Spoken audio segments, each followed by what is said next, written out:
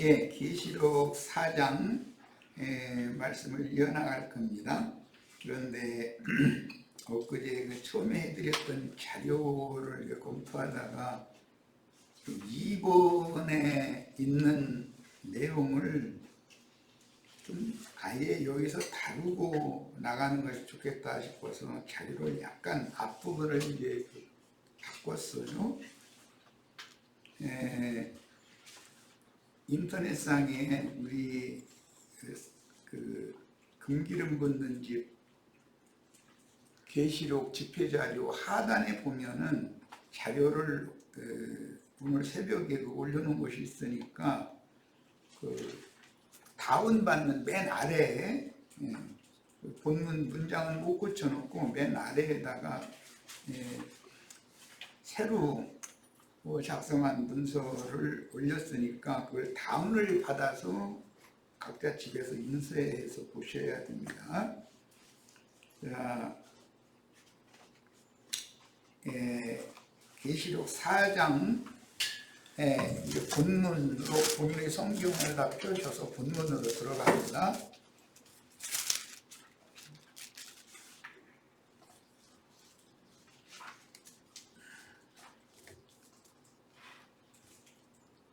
내가 성령에 감동하였더니 거기서부터 이제 인쇄를 해드렸는데 그 1절부터 쭉 읽어나가도록 합니다. 1절부터 봅니다. 이 일 후에 내가 보니 하늘에 열린 문이 있는데 이거 열린 문에 대해서 지난 시간에 충분히 설명을 했으니까 필라델피아 교회의 이기는 자들에게 열린 문을 주신다고 이미 약속이 돼 있었어요. 그리고 15장에 보면 하늘에 열린 문이 있었고 하늘의 성전이 이상으로 보여졌어요. 이것은 하늘 성전이라는 것은 실제로는 거룩한 성 새 예루살렘을 의미하는 거예요. 지상의 성전은 필라델피아 교회죠. 그런데 하늘 성전 하면은 이제 이것은 거룩한 성 새 예루살렘을 의미하는 것. 지난번에 그거는 충분히 말씀드렸죠. 자, 처음에 내게 말하던 나팔 소리 같은 그 음성이 이르되 이리로 올라오라. 이것은 이리로라는 것은 창세기 1장이 1차적으로 실현된 그 천년이 자기까지 메시아 왕국의 천상세계, 메시아 왕국은 천상세계도 있고 지상세계도 있다라는 거 여러분을 말씀드렸으니까 현세에도 천상세계가 있고 지상세계가 있는데 지상세계에는 우리와 같이 이렇게 교회 생활을 하는 사람들이 있고 세상 사람들이 있죠. 바다 짐승들이 있고 이제 땅의 짐승들이 있는데 그들 중에서 빼내심을 받은 사람들은 그리스도의 몸인 하늘의 장자교회를 실행하는 거예요.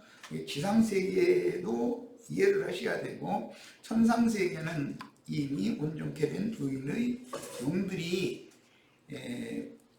교회의 인도자에게 보냄을 받아서 하나님의 계시 말씀을 이제 전해주는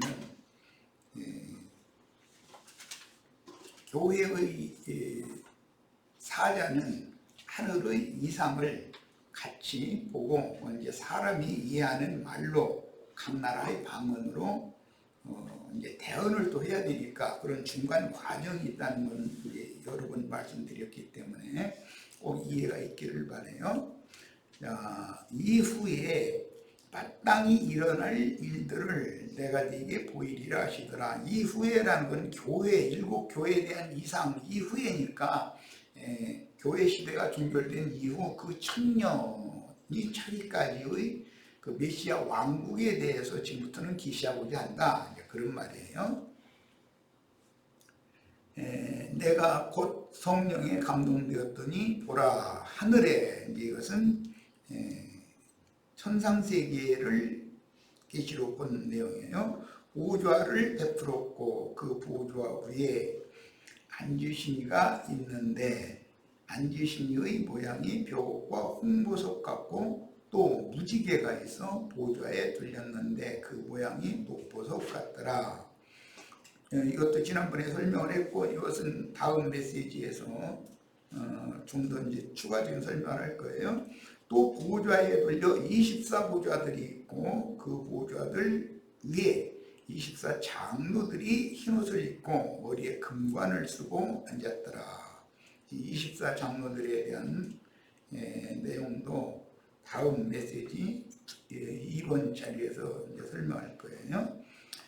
그것은 우리는 다 아는 것처럼 다윗 왕이 하나님을 섬기는 제사장 직분 또는 왕궁을 수호하는 직분 등등 모든 직분을 24반차로 반열로 나누어서 지정을 해놓고 솔로몬 왕이 이것을 실행을 했었던 데서 온 거예요. 그런데 계시록에서는 전체적인 이 배경 설명을 하자면 이스라엘 12지파와 예수 그리스도 12사도와 합해진 장로들이에요. 이게 구약과 신약의 모든 믿는 이들 전체를 대표하는 어른들이다 그런 뜻이죠. 흰옷을 입고 머리에 금관을 쓰고 앉았더라. 보좌로부터 번개와 음성과 우레소리가 나고 보좌 앞에 현 등불 7이 있으니 이 7은 계시록 이제 5장 6절에 가면 자세한 설명이 나오는데 온 땅의 주 앞에 모셨었다가 보내심을 받은 하나님의 7영이고 7눈들이다. 그들은 또한 하나님의 7뿔들이다. 이렇게 표현이 됐어요. 거기서 영은 눈과 같은 개념이고 뿔이라고 하는 것은 능력과 권위를 부여받은 자들이다. 그런 뜻이에요. 그 다음에 보좌 앞에 수정과 같은 유리바다가 있고 보좌 가운데와 보좌 주위에 4생물이 있는데 앞뒤에 등들이 가득하더라 그랬어요. 이것은 오는 새 세상의 지상세계에 대한 이상을 이렇게 간략하게 보여주신 거예요. 수정과 같은 유리바다는 나중에 이제 15장 2절에 보면 불붙은 유리바다가 나오죠. 그것은 현상, 이 교회 시대의 말기의 세상을 멸망산, 심판의 산을 들어서 바다에 던지면 바다에 불이 붙어서 세상 교계의 심판이 먼저 선행되고 다음에는 세상 나라의 심판, 불심판이 집행된다. 그런데 그 불심판을 하기 위해서는 이제 오늘 자료를 변경하게 된 의미가 이것 때문인데 4생물에 대해서 좀 명확하게 할 필요가 있어요. 그 4생물이 저 뒤에 이제 15장에 가보면은 7 천사에게 하늘 성전 제단에서 제단 아래에 그 숯덩이를 그 대접에다 담아다가 7 천사들에게 그걸 불 대접을 맡긴다는 거예요. 그럼 천사들이 이제 순서적으로 그 세상 교계와 세상 나라를 이게 불로 심판하는 말씀이 이제 16장으로 이어져요. 그러니까 거기에서 4생물이 하늘 성전의 제단에 있는 불을 담은 대접을 7 천사들에게 맡긴다 그랬기 때문에 그 문제를 잘 연계해서 생각을 해야 되기 때문에 오늘 말씀 자료를 다시 해드리는 이유가 거기에 있어요. 이게 교회 시대 전 기간 동안 구속받고 그 다음에 하나님의 일을 위해서 하나님의 동역자로 생명을 바쳐서 하늘 성전의 제단 아래에서 우리 피값을 갚아달라고 호소하던 증인들 얘기가 나오죠. 그 증인들이 결국은 4생물이 됐다라는 것을 알 수가 있는 거예요. 지상세계에서는 증인들이 있었죠. 이 계시록 말씀을 이렇게 열어나가는 거 보면 첫째 생물이 가로되 둘째 생물이 말씀하시되 셋째 생물이 말씀하시되 전부 그 증거를 하는 내용이 되어 있거든요. 이 생물들이 증거를 하는 내용이에요. 그런데 그 생물들이라는 것은 구속받은 것은 기본적이고, 그 다음에 주님과 주님의 일을 위해서 완전하게 헌신해서 나시린으로 드려져서 순교자가 된 사람들의 전체가 내생물로 지금 나타났다라는 걸 이해를 하셔야 돼요. 그 내생물이 그 어마어마한 권세를 행하는 거죠. 그 심판의 불대접을 이게 일곱 천사들에게, 이제 거기는 세상 나라와 세상 교계를 심판하는 사역자라는 것은 케루빈 천사니까, 이 스랍 천사들이 지위가 훨씬 높은 거죠. 그 천사들에게 명령을 하고 이제 사역을 시키는 위치에 올라가니까, 이런 거에 대해서 이해가 있으셔야만 되겠고, 이걸 다음 메시지에서 했던 것을 아무래도 이번 처음 메시지에서 이것을 좀 이렇게 대략적으로라도 다루고 다음 메시지로 들어가야 이해가 되지, 바로 두 번째 메시지를 읽으면 좀 혼동하고 어렵게 느끼겠다 싶어서 오늘 이 부분을 좀 다루는 거예요. 그러니까 24 천상 세계에는 어린 양의 보좌가 있고 24 보좌들이 그 주위에 있고 네 생물이 있고, 그 다음에 어린 양의 신부가 있고, 그 다음에 주님 나라의 백성들이 있어요. 지금 현재는 세 부류, 어린 양의 보좌에 24 장로와 네 생물만 나와 있어요. 그런데 실제로는 이제 앞으로 나가면 이 네 생물 24 장로들의 사역에 의해서 14만 4천이라고 하는 어린 양의 신부가 이제 준비가 되는 거예요. 그리고 더 나가면 이제 그 천년 왕국이 지난 다음 얘기를 하는데 보면 땅의 백성들 얘기가 또 나와요. 새 땅의 백성들이죠. 그러니까 그래서 이 네 부류가 전체적으로 계시가 흘러가게 된다라는 것을 지금 미리 꼭 이걸 말씀을 드려야만 두 번째 메시지가 좀 상당히 있다 보니까 어렵게 느끼겠다, 그런 생각이 들어서 오늘 조금 언급을 하고 나가야 되겠다, 그 생각을 한 거예요. 자, 이제 오늘 자료부터 이제 바로 봅니다. 내가 곧 성령에 감동되었던 이리로 올라오라 하시니까, 내가 2절 성령에 감동되었다. 이거 내가는 지금 현재 요한이에요. 요한의 영이 감동되니까 그 영이 바울 사도가 셋째 하늘에 이끌려 갔었던 것처럼 하늘 보좌에 이끌려간 상태에서 이상과 계시를 지금부터 보는 것을 말하고자 한다, 이런 말이에요. 자, 보라 하늘의 보좌를 베풀었고, 그러니까 성령의 감동을 한 영으로 하늘과 그 다음에 새 하늘이죠. 그 다음에 새 땅의 새 세상에 관한 하늘과 땅의 앞으로 이루어질 메시아의 왕국을 계시로 봤다, 그런 것을 좀 설명하는 거예요. 자, 이제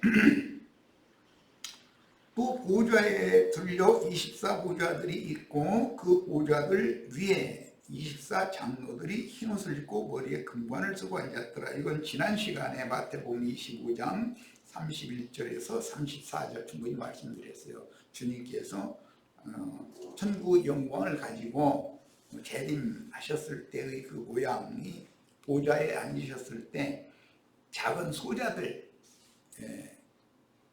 함께 오셔서, 보좌들이 함께 앉아서 우편양과 좌편 염소를 이렇게 분별할 거라는 걸 예언을 했는데, 그 말씀이 지금 실현되고 있는 거예요. 자, 그 다음에 보좌로부터 번개와 음성과 우레소리가 나고 보좌 앞에 켠 등불 7이 있으니, 이 문제는 굉장히 중요한데, 보좌 앞에 켠 등불 7은 7 등대를 앞에서 이미 7 등불이라고 표현을 했고, 그런데 네 생물이 이제 뒤에 나가보면 네 생물이 눈들이 앞뒤에 가득하다, 이렇게 설명을 해요. 그러니까 지금부터 이제 그 중심, 계시록의 중심을 중심적인 흐름을 가지고 있는 그 네 생물들이 이제 이 생에서 보좌의 사역을 다 완전히 이제 마치고 시천사들이 된 상태에서 어린 양의 보좌 주위에 가서 이제 찬양을 하게 되는데, 그 네 생물은 보좌 주위에 네 생물이 있는데 앞뒤에 눈들이 가득하더라 이렇게 돼 있어요. 네 생물의 눈들은 결국 알고 보면 보좌 백현 일곱 등불과 같은 개념이고, 이제 5장에 가보면 그들이 5장 6절이죠. 미리 읽고 오겠습니다. 5장 6절. 내가 또 보니 보좌와 네 생물과 장로들 사이에 한 어린 양이 서 있는데 일찍 죽임을 당한 것 같더라. 그에게라는 것은 장로들과 네 생물이 된 순교자들이 그와 연합돼서 함께 일을 한 거예요. 이 생에서. 그에게 일곱 뿔과 일곱 눈이 있으니 이 눈들은 온 땅에 보내심을 받은 하나님의 일곱 영이더라 그랬어요. 뿔이라는 것은 능력과 본의를 말하는 것이고, 눈, 영이라고 하는 것은 본다는 개념이니까 온 땅에 보내심을 받은 하나님의 일곱 영이다. 즉 주님께서 그 영이 되셔가지고 사도들을 파송한 이후에 교회의 추수를 마감할 때까지 매 세대마다 이 일곱 교회의 사자들을 보내셨다는 거예요. 온 땅의 교회들의 그 사자들을 보내신 거예요. 그런데 마귀도 큰 음녀의 일곱 머리, 땅의 왕족들이라고 하는 사탄의 사자들과 또 결탁되어져 가지고 또 영원한 멸망을 받을 때 배나 더 지옥에 떨어질 자들을 불러모으는 거예요. 자기 편으로. 여기 일곱 눈들, 일곱 영들은 또 그리스도 편으로 이기는 자들을 또 별도로 불러 모으는 거죠. 이 싸움이 이제 앞으로 계속되는데, 이 계시록 말씀을 이해하려면 네 생물이 말씀을 계속하는 것이기 때문에, 네 생물이, 첫째 생물이 말하되 뭐 이리로 뭐라 뭘 어떻게 하고, 둘째 생물이 말하되 이러고 막 다 이런 식으로 돼 있어요. 그럼 그들이 다 이 생에서도 하나님의 선지자들의 영을 받은 대언의 영들로서 이 생에서는 일곱 교회의 사자들로 사역을 했고, 교회 시대가 종결됐을 때는 어린 양 앞에선 네 생물이 되었다, 치천사들이 되었다. 지난 시간에는 네 생물은 구속받은 자들이고 치천사들이다 라고만 얘기를 했기 때문에 좀 부연 설명을 해서 그 내용과 의미를 먼저 이해를 시켜야 계시록 전체의 흐름을 이렇게 잡아나갈 수가 있겠다 싶어서 오늘 이걸 좀 추가 자료를 하는 거예요.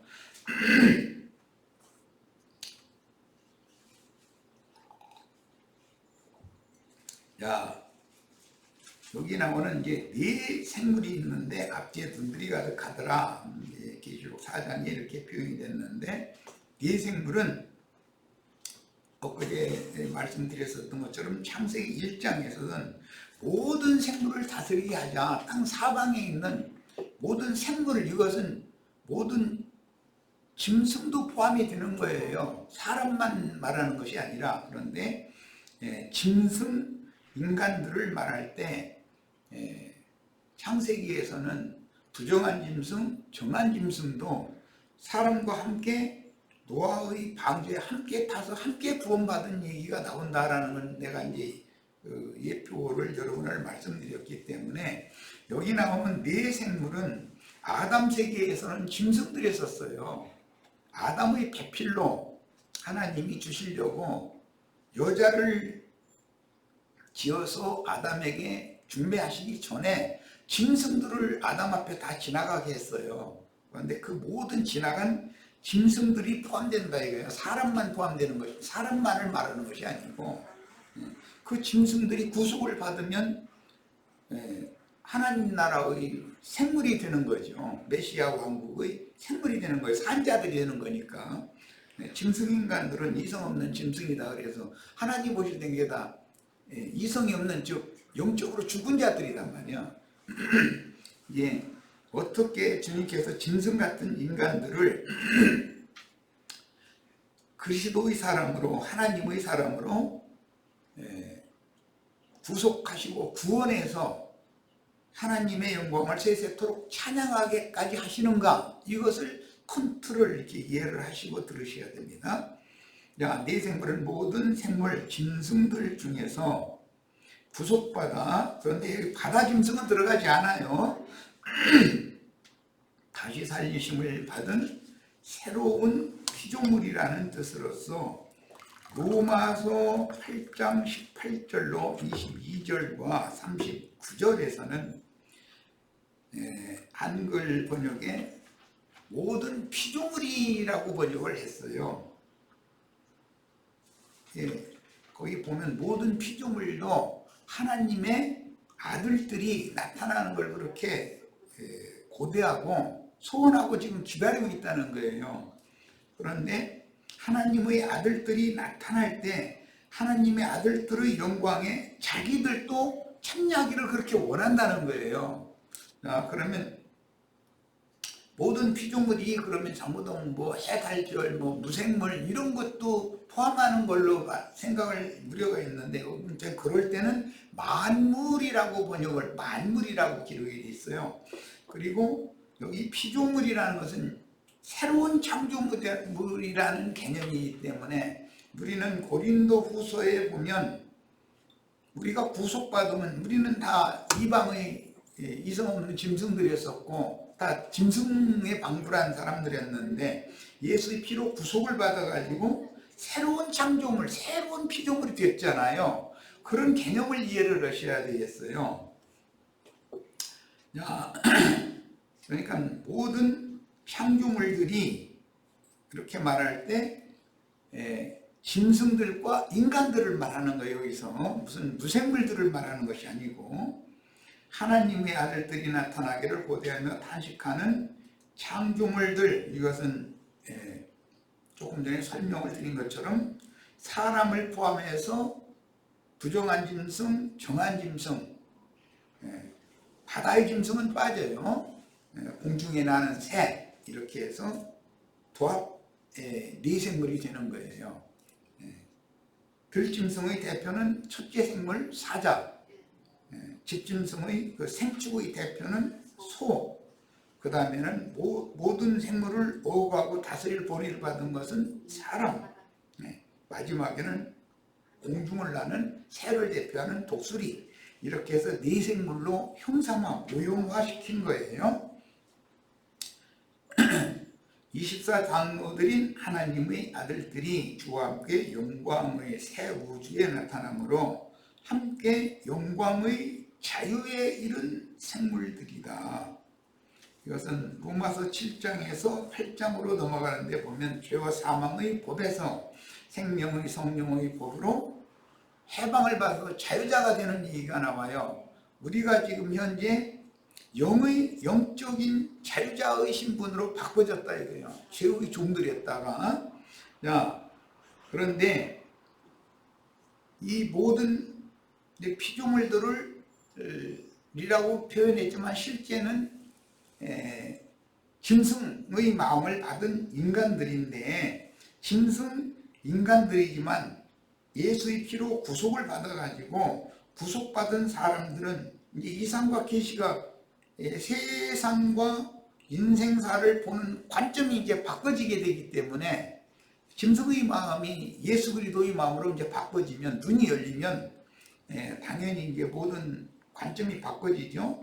그렇게 되면 그 사람들이 추구하는 바는 세상 영광, 짐승 세계의 영광도 있어요. 짐승의 보좌에는 이제 부대질소 쏟아부어가지고 짐승의 영광이 다 이제 불타버린다는 거예요. 짐승 나라의 영광이.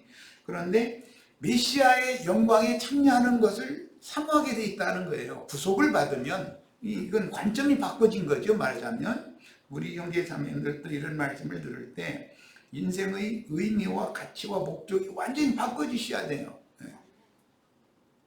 그래서 24장로들, 그 앞선 온전케 된 의인의 영들과 함께 영광의 자유에 완전히 이르는 것은 이 육의 몸을 벗고 영의 몸을 입고 주님의 데려가심을 받은 자들이, 이 사람들은 사람 천사란 말이에요. 사람 천사, 지천사라고 그러죠. 그게 네 생물로 상징되어 나온다 이런 말이에요. 이제 이거에 대한 이해가 있으셔야 돼요. 그 영광의 제위에 이르는 이야기는 골로새서 3장 4절에 보면 너희가 주님과 함께 영광 중에 나타난다. 그것은 영의 몸을 입거나 영광 중에 영광의 세계에 나타나는 이야기니까. 그 다음에 데살로니가 후서 1장 7절에도 똑같은 내용이 나와 있어요. 데살로니가 후서 1장 7절에 보면 주님과 함께 영광 중에 나타날 것을 예언으로 기록하고 있어요. 우리는 영광 중에 나타날 때 내 생물로 나타나는 것을 추구해야 된다. 내 생물로 나타나려면 하나님 말씀과 저희 가진 증거를 인하여 목배임을 받은 자들이 하늘 성전의 제단 아래에서 호소를 했고, 그 원수를 갚아주는 것은 스랍천사가 되어진 내 생물이 하늘 성전에서 불대접을 7 천사들에게, 이제 그 수종드는 천사들이죠. 7 천사들이죠. 그룹 천사들이요. 그들에게 세상 교회를 심판하도록 불대접을 갖다 맡기는 내용인 거예요. 그리고 나서 불대접이 이제 실제로 쏟아 부어지는 거예요. 이렇게 되어 있어요. 항상 심판의 영은 그룹 천사들이 집행을 하는 것이고, 우리는 하나님의 말씀을 아브라함의 후사들을 도우라고 보낸 천사들에게 명령권을 가지고 있다 이거예요. 이게 지위가 옛 창조의 천사들보다 사람 천사가 된 사람들이 지위가 훨씬 높다. 이것을 사실은 이 얘기를 강조하려고 오늘 메시지를, 원래 이게 2번 자리에 있던 것을 앞으로 땡겨온 거예요. 이것을 먼저 언급을 한 다음에 2번 자리로 가야 되겠다 그 생각을 했어요. 자, 고린도후서 5장 17절로 20절에 보면 그런즉 누구든지 그리스도 안에 있으면, 이것은 첫 아담 안에 있느냐, 즉 마귀 안에 있느냐, 그리스도 예수 하나님 안에 있느냐의 문제예요. 새로운 피조물이라 그랬는데 새로운 창조물이라, 새 창조다 이 말이에요. 무엇을 새로 창조하시느냐 하면 영을 새롭게 창조하는 얘기예요. 구약 시편에서부터 계속 나오는 말이에요. 이전 것은 지나갔으니 보라 새 것이 되었도다. 모든 것이 하나님께로서 났으며 그가 그리스도로 말미암아 우리는 새 창조물이 된 자들을, 즉 영이 거듭난 자들을, 이 말과 같은 뜻이에요. 그리고 영이 거듭났다고 해서 다 똑같은 사명을 행하는 것이 아니고, 하나님의 말씀, 예수 그리스도의 증거를 하도록 사명을 위임받은 자들이란 말이에요. 그래서 우리를 자기와 화목하게 하시고, 여기서는 바울 사도와 바울 사도의 동역자들을 의미하는 말이에요. 먼저 사역자들을 하나님과 화목하게 했다 이거예요. 그리고 나서는 이제 그 목적이 있어요. 또 우리에게 화목하게 하는 직분을 주셨으니, 기본적으로 하나님의 말씀을 맡은 종들은 하나님과 기본적으로 화목하게 되는 것은 기본적인 거예요. 이것은 그 기초가 안 돼 있는 사람이 강대상에서 말씀을 가지고 함부로 막 가르친다고 엉뚱하면은 그게 짐승의 영을 받아가지고, 짐승의 마음을 받아가지고 용이 준 그 지팡이, 그것이 하나님의 지팡이인 것처럼 막 휘둘러댈 수가 있는 거죠. 하나님과 기본적으로 사역자들은 화목하게 되어져야 돼요. 기본적으로 그런 사람이라야만 다른 사람을 하나님과 화목하도록 중매를 할 수가 있는 것이기 때문에, 우리에게 화목하게 하는 직분을 주셨으니 곧 하나님께서 그리스도 안에 계시사. 어제 이제 우리 요한일서 중집회도 했는데 이건 뭐 설명하고 넘어가도 이제 아실 수 있어요. 내가 아버지 안에 있는 것을 너희가 알리라. 이건 뭐 예수님이 예언하셨던 바예요. 하나님 아버지는 그 아들에 대해서 증거하고, 아들은 내가 곧 그인 줄을 너희가 믿어야 된다. 자기 자신에 대해서 증거하고, 그 영은 또 구속을 이루신 예수 그리스도, 그분만이 영생이시고 그분만이 참 하나님이다라는 것을 계속 증거하는 거예요. 그 증거는 모두 하나를 증거하는 거예요. 예수 그리스도 그분이 영생이고 그분이 참 하나님이다, 이 사실을 증거하는 거예요. 세상을 자기와 화목하게 하시며 그들의 죄를, 세상 사람들의 죄를 그들에게 돌리지 아니하시고 화목하게 하는 말씀을 우리에게 부탁하셨느니라. 이 말씀을 맡아가지고 이 생에서 충성을 다해서 수고하다가 순교자가 되어진 자들은 하늘 성전의 제단 아래에서 우리 핏값을 갚아달라고 호소하는 자들이죠. 그들이 나중에 내생물이 되어져 가지고는 이제 세상 교계와 세상 나라를 불로 심판을 하도록 일곱 천사들에게 불대접을 맡겨서 심판하는 내용으로 이제 이어져요. 그런데 첫째 천사가 말씀하시기를, 둘째 천사가 말씀하시기를, 전부 그들은 계속해서 대언 말씀하는 자들이란 말이에요. 이 내생물이라는 거는 이런 거에 대해서 이해가 있어야 돼. 그 의미는 결국은 하나님과 먼저 화목하게 되었고 다른 많은 사람들도 하나님과 화목하게 하는 직분을 맡아서 충성을 다해서 그 하나님 말씀과 저희 가진 증거를 인하여 목배임을 받아, 즉 증인이라는 말 속에는 순교자라는 의미가 있어요. 그런 길을 간 사람들이 내생물에 들어가는 것이다 라는 걸 기본적으로 이해를 하셔야 돼요.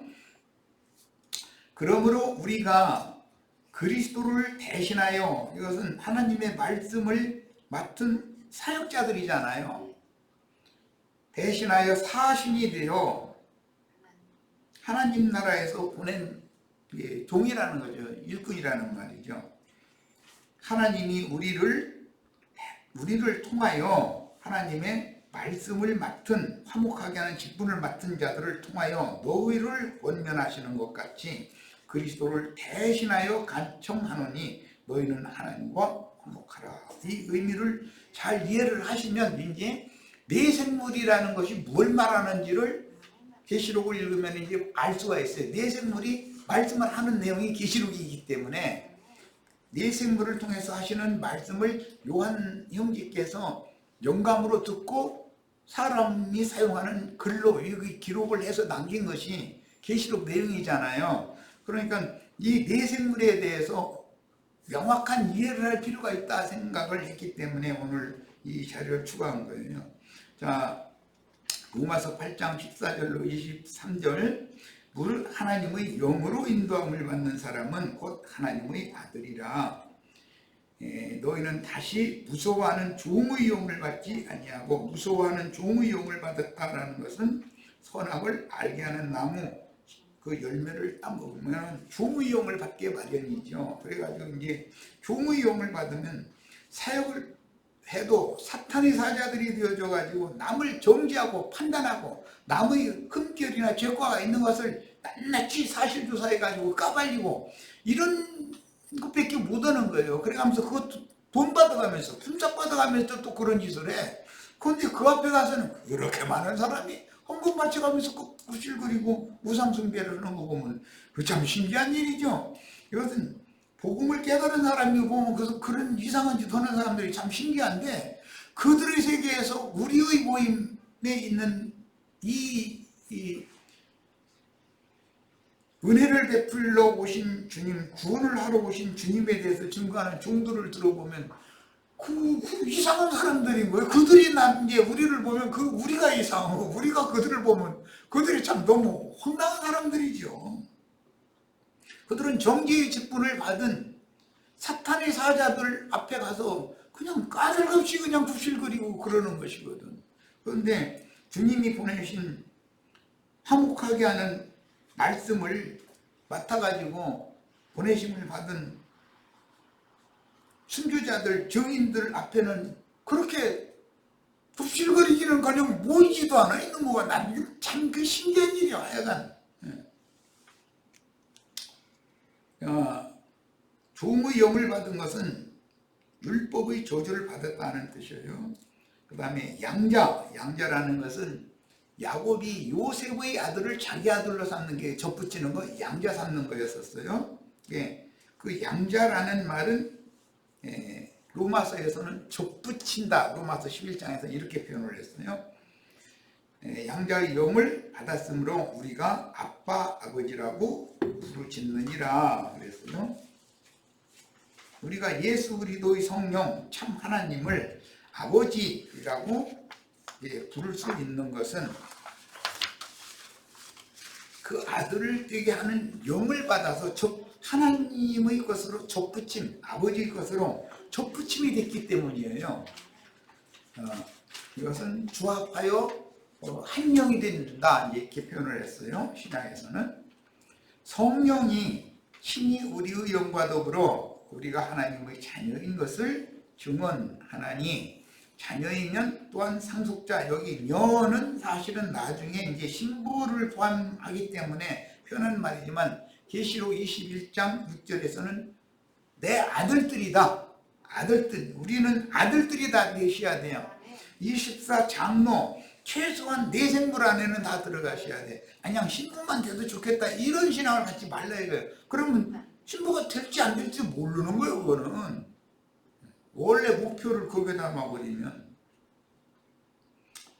그 다음에 또한 상속자, 곧 하나님의 상속자요 그리스도가 함께한 상속자니 우리가 그와 함께 영광을 받기 위하여. 여기 모든 창조물들도 하나님의 아들들이 나타나는 날을 그렇게 고대하는 것은 하나님의 아들들이 받을 영광에 그 모든 창조물들도 같이 그 영광에 참여하는 그것을 고대하기 때문이라는 거예요. 그럼 이제 이건 세상을 보는 관점이 바꿔진 사람들이다. 그러니까 하나님 말씀을 저희 가진 증거를 인하여 목숨을 내놓고 복음 전파를 하다가 순교자로 데려감을 받을 수가 있게 되는 거예요. 이게. 그런 원인이 이런 근거가 있는 거예요. 이게 믿음의 근거니까. 그래서 우리가 그와 함께 영광을 받기 위하여 고난도 함께 받아야 할 것이니라. 이 말씀은 디모데서에 보면은 디모데 보고 네가 복음과 함께 고난을 함께 받으라 이렇게 했어요. 복음을 맡은 자는 강대상에서 사람들한테 영광을 받는 게 아니라 복음을 맡은 자는 당연히 이단자로 몰리고 박해받는 인생을 할 수밖에 없어요. 그냥 복음과 함께 영광 받으라는 말은 성경에는 없어요. 복음을 맡은 자는 복음과 함께 고난을 함께 받아야 돼요. 전도를 위해서는 이건 당연히 각오를 하셔야 되는 거예요. 자, 생각하건대 현재의 고난은 이건 전도를 위해서 당연한 고난을 말하는 것이 먹고 살기 위해서 고생하는 얘기가 아니에요. 그 고생한다라는 말과 고난당한다라는 말은 전혀 개념이 다른 거예요. 현재의 고난은 장차 우리에게 나타날 영광과 비교할 수 없도다. 피조물이라고 그랬는데 창조물들이에요. 이건 새로운 창조물들이에요. 창조물들이 고대하는 바는 하나님의 아들들이 나타나는 것이니, 피조물 그 창조물이 허무한 대을 보가는 것은 자기의 뜻이 아니고 관점이 바꿔진 사람들이니까. 그런데도 세상 권세에게, 세상의 그 인생사에게 순종을 하는 거죠. 왜? 하나님의 뜻을 이루기 위해서 순종하는 것이지, 세상 불의한 임금이나 불의한 임금이라고 생각해도 그 사람이 국법에 따라서 국방의 의무를 지키라든지 납세 의무를 행하라든지 이런 걸 하면은 순종해야 되잖아요. 난 저 사람과 정치 성향이 다르니까 저 사람이 하라는 건 난 안 해버려. 그런 사람 내가 이제 가끔 비판으로 얘기하지만 태극기 들고 아무 데나 나와서 광화문에 와서 태극기 들고 그냥 무조건 하고 반대다. 무조건. 맨 저 사람은 성향이 나하고 안 맞으니까 난 무조건 반대다.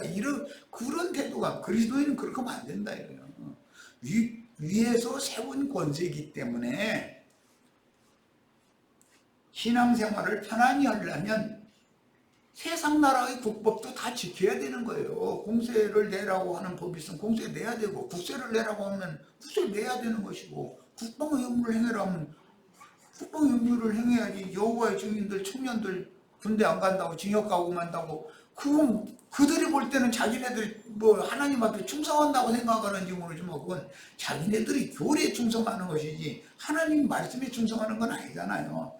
이런 걸 잘 이해를 하셔야 되겠어요. 다 굴복하게 하시는 이로 말미암아 이 땅에 사는 동안 왜 고난이에요? 육신을 입고 있는 동안 굴복하게 하시는 창조주께서 고난을 당하도록 그렇게 굴복을 시키는 거예요. 부당하다는 걸 알아요. 그래도 세상 나라의 법을 안 따라가면 어떻게 되겠어요? 한국만 하면 뭐가 되겠어요? 그건 하나님의 뜻이 아닌 거예요. 자, 그 다음에 여기 피조물이라는 것은 이제 창조물이라는 뜻이요. 크티시스 이거는 그 영문으로는 크레이트라고 번역을 했죠. 이것은 창세기에서는 하나님이 택시 하나님 선지를 창조하셨다 할 때 그 창조라는 그 단어잖아요. 자, 그 다음에 그 버리는 것은 창조물, 피조물도 썩어짐의 종로로 한 데서 해방되어 썩어짐의 종로롯을 내한다고요? 네. 굴복하게 하시는 이가 잠시 동안 육의 몸을 입고 고난을 당하면서 고난 중에서 복음을 전파하라고 그 얼마 동안의 기간을 허락을 하셨어요. 그런데 그게 장차 받을 영광과 좋게 비교할 수 없는 고난이다라는 거예요. 자, 그러니까 썩어짐의 종로로지라고 하는 것은 육체 속에 있는 사람을 의미하는 말이에요. 여기에서 완전히 해방되면 영의 몸을 입고 즉 치천사로 나타나는 거예요. 하나님의 자녀라고 그랬는데 아들들을 중점이에요. 여라는 것은 이제 어린 양의 신부와 관련이 되는 얘기인데 나는 어린 양의 신부가 되라는 걸 지금 가르치는 것이 아니라 하나님의 말씀과 예수 그리스도의 증거를 인하여 목배임을 받는 자들이 되어야 된다라는 것을 중점으로 가르치기 때문에 즉 내 생물이 되어져야 된다 이런 말이야. 오늘 세상에서는 이 생에서는 증인들로 살아야 되고 그것이 지금 말하고자 하는 의도예요. 함께 영광의 자유에 이르는 것이다. 하나님의 아들들과 함께 새로운 창조물들이 고대하는 바는 하나님의 아들들이 나타날 때 그 하나님의 아들들이 얻을 영광에 자신들이 참여하는 것 그것을 지금 고대한다 이거예요. 예, 이 사람 이렇게 되려면 사물을 보는 세상을 보는 관점이 완전히 바꿔져야 되는 거예요. 관점이 인생의 사는 의미와 목적이 바꿔져야 돼요. 사람이 표대 없이 무조건 살면 그 짐승이죠. 그게 뭐예요? 창조물이 다 이제까지 함께 탄식하며 함께 고통을 겪고 있는 것을 우리가 아느니라. 이 모든 창조물 중에 살리심을 받은 창조물들이 내 생물이에요. 그뿐 아니라 또한 우리 곧 성령의 처음 익은 열매 이것은 부활 승천하셨다가 그 영으로 재림하신 예수 그리스도를 말하는 거예요. 우리까지도 그 열매를 받은 처음 익은 열매를 받은 우리까지도 속으로 단식하여 양자될 것 곧 우리 몸의 속량 몸의 속량이라는 건 영의 몸으로 주와 함께 영광 중에 나타나는 것을 기다리고 있다. 이미 하나님의 종으로 화목케 하는 직분을 맡아서 보내심을 받은 종들은 또 나가서 많은 사람들에게 하나님과 화목하게 하는 직분을 행해야 되는데 하나님과 화목하게만 할 것이 아니라 그들도 자기처럼 하나님 말씀과 예수 그리스도의 증거를 인하여 목배임을 받아서 내 생물에 들어가게 하는 게 더 중요한 거예요. 이것을 지금 강조하는 말이에요. 그 다음에 여기 피조물이라고 한 이 로마서에 나오는 이 피조물이라는 용어는 원래 히브리서 13장 제사법에서는 생축, 짐승으로 제사를 한다 할 때 그 생축, 희생이라고 번역이 됐어요. 짐승이에요. 그런데 이제 베드로후서 2장 12절이나 유다서 1장 10절에 보면 이성 없는 짐승이라고 할 때도 사용을 했어요. 똑같이 짐승. 그런데 이게 다 사람이라는 것을 이제 이해를 하셔야 돼. 짐승이라고 하니까 땅바닥 뛰어다니는 그런 짐승을 말하는 것이 아니에요. 여기 짐승 인간이다 이거예요. 희생으로 드려진 짐승이라는 육신의 몸을 입고 있기 때문에 하는 표현이니까 하나님과 화목된 자로서 하나님의 위임을 받아서 화목케 하는 직분을 수행하는 사람들 자신이 생축이 되는 거단 말이에요. 자신이 생축이 돼서 드려져야 된다 이런 말이에요. 그런데 그 반대된 일을 하는 거짓 선지자들도 똑같은 짐승이라는 이 좋은이라는 단어가 같이 사용이 되지만 전혀 문맥에 따라서 개념은 전혀 다르다. 이걸 이해를 하셔야 돼요. 계시록 4장 6절로 9절에 보면 이게 네 생물이 나오는데 그 생물이라고 거기서는 번역을 했어요. 지금 우리 그 네 생물 얘기를 지금 말씀 나누고 있는 중이에요. 구속받고 제물로 드려진 네 생물 곧 순교자들을 의미할 때 히브리서 13장에서는 생축, 희생 이렇게 번역을 하는 짐승으로 구약시된 제사를 드렸지만 우리가 육신의 몸을 아직 입고 있을 때는 내 자신이 짐승이 방불한 거다 이거예요. 그렇지만 이 짐승 껍데기를 벗어버리고 속사람이 영의 몸으로 하나님의 사람으로 나타나는 날을 고대에서 고난과 함께 복음과 함께 고난을 당연히 받아야 되는 거예요. 자, 그 다음에 이제 계시록 5장 6절 아까 읽었는데 거기 보면 7눈, 7영, 7뿔 얘기가 나오죠. 그 7뿔을 가진 어린 양이 24장로와 네 생물 사이에 서 계셔서 봉함된 책을 여신다. 이제 5장에 가면 인봉된 작은 책이 봉함되어 있잖아요. 그때까지는. 그런데 형제 요한이 책이 봉함되어 있으니까 천지사방을 다 돌아봐도 이 봉함된 책의 인을 떼서 열 자가 없는 거예요. 그러니까 막 애통해서 울었다는 거예요. 그랬더니 창세로부터 죽임을 당한 하나님의 어린 양께서 이 인을 떼실 것이다. 그래가지고 이제 예수 그리스도께서 이 계시록 말씀을 풀어나가는 거예요. 이제 풀어주시는 거예요. 이런 구조로 되어 있어요. 주님께서 인봉을 떼주면 네 생물이 이 땅의 말씀을 전하는 사람들에게 하나님의 계시를 전달해 줘야 되는 것이고 네 생물의 통로 역할을 빛의 천사들이니까 통로 역할을 하고 이 땅에 살아서 네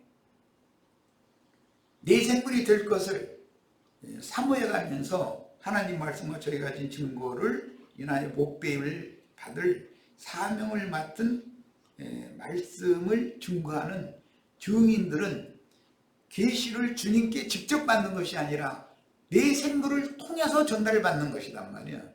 이것을 사람의 말로 이제 설명을 해야 되는 거예요. 모든 구조가 이렇게 되어 있어요. 그 다음에 5장 8절 읽겠습니다. 이 네 생물에 대한 걸 이해를 돕기 위해서 그래요. 5장 8절 그 두루마리를 취하심에 네 생물과 24장로들이 24장로보다 여기는 네 생물이 앞에 나오죠. 항상 어떤 명사형의 어떤 사람이나 무엇을 앞에다 놓을 때는 그 우선권이 그에가 있다 이런 뜻이에요. 이런 것도 생각을 잘 해가면서 읽으셔야 돼. 4장 앞부분에서는 장로들이 앞에 나왔잖아요. 그런데 여기서는 네 생물이 앞에 나오고 있어요. 그게 네 생물 중에서 24장로가 나올 거다라는 건 알 수 있는 일이잖아요. 자, 그 다음에 8절 읽는 거예요. 그 두루마리를 취하심에 네 생물과 24장로들이 그 어린 양 앞에 엎드려 각각 검은과 향이 가득한 금대접을 가졌으니 여기 금대접을 이 사람들이 가지고 있고 금대접이라는 건 하나님의 신성을 사람들에게 나눠주는 그릇이잖아요. 그게 네 생물의 신령과 그 네 생물의 마음이라는 게 금대접으로 상징된다는 걸 하나님의 성전에는 가장 귀 쓰는 그릇이 금그릇이에요. 예, 성전에서 하나님의 성전에서 가장 귀 쓰임을 받는 그릇들이 내생물이 됐다라는 걸 그냥 문명의 흐름을 따라서 알 수 있잖아요. 예. 그 다음에 이 향은 성도들의 기도들이다. 예. 성도들과 함께 동역해서 세상 나라가 주와 그 그리스도의 나라가 되는 것을 계속해서 기도를 한 거예요. 아까 로마서 8장에서는 그 모든 피조물들도 하나님의 아들들이 영광 가운데 나타나는 그날을 계속해서 기도했잖아요. 이게 성도들이 기도들이거든요. 이게. 그 다음에 11절 또 봅니다. 내가 또 보고 들음에 보좌와 생물들과 장로들을, 여기 생물들이라는 건 네 생물이에요. 둘러선 많은 천사의 음성이 있으니 이 많은 천사는 그룹 천사지 지천사들이 아니에요. 이게 성경에 이제 계시록을 보면은 천사 얘기가 이렇게도 나오고 저렇게도 나오는데 문맥에 따라서 이게 지천사를 말하는 건지 그룹 천사를 말하는 건지 이게 아브라함의 자손들을 도우라고 보내신 종들의 신분인 천사들이 있고 하나님의 아들들 사람 천사가 된 천사들이 있어요. 그러니까 이걸 구분을 잘 해야 돼요. 문맥을 그러니까 따라서 읽어야 돼요. 천사라는 앙겔로스라는 용어는 똑같으니까. 예. 그러니까 성경이라는 건 그래서 이게 영감이 없으면은 다르게 해석하기가 어려워요. 그런데 영감을 받는다는 건 뭐 다른 게 아니라 내가 늘 강조하지만 기록된 말씀을 자꾸 말씀을 해석하려고 하는 것을 축을 해야 된다. 어제 이제 중집회 때 개념상으로 하나님이 혼이 없느냐. 하나님이 개념상으로는 혼이라고 하는 것은 그릇인 것이고 혼의 내용물은 생각, 감정, 의지. 하나님이 그러면 신성만 있고 인성은 인격은 없네야. 매우 인격적인 분이에요. 그걸 보면 기뻐하시고 노하시기도 하고 칭찬하시기도 하고 막 슬퍼하시기도 하고 그분이 완전한 인격을 가진 분이죠. 그런데 혼이 있느냐 이렇게 말을 내가 하지 말라 하고 왜? 성경에 기록된 말씀을 벗어나는 일이니까. 영이나 혼이나 몸이라는 것은 그릇이라는 개념이지 그 내용물이라는 개념이 아니기 때문에 그것을 명확하게 해야 된다. 성경 기록된 말씀 밖으로 자꾸 나가다 보면은 잘못하면 이제 영지주의자들이라 그래가지고 막 자기가 굉장히 신령한 사람인 것처럼 해가면서 멈춰야 될 자리에서 한 바퀴를 더 돌려버려. 그런 거 엉뚱한 쪽으로 끌어가는 거예요. 말씀을 이제 이렇게 하면 큰일 난단 말이에요. 기록된 말씀의 한계 내에서 성령의 지시한 만큼 깨닫고 그것만큼만 증거를 해야죠. 그래야 하나님이 좋은 거예요. 하나님이 말하게 하심을 따라서 말을 해야지 자기 생각에 이것은 이걸 거다 하는 걸 가지고 확정해가지고 함부로 이렇게 말해버리고 이렇게 하면 안 된단 말이에요. 절대로. 그럼 그게 하나님이 종이 아니죠. 지가 신이지. 이거 시간이 많이 가버렸네. 얘기에 치우다 보니까.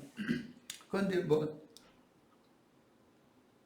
잠시 쉬었다 가겠습니다.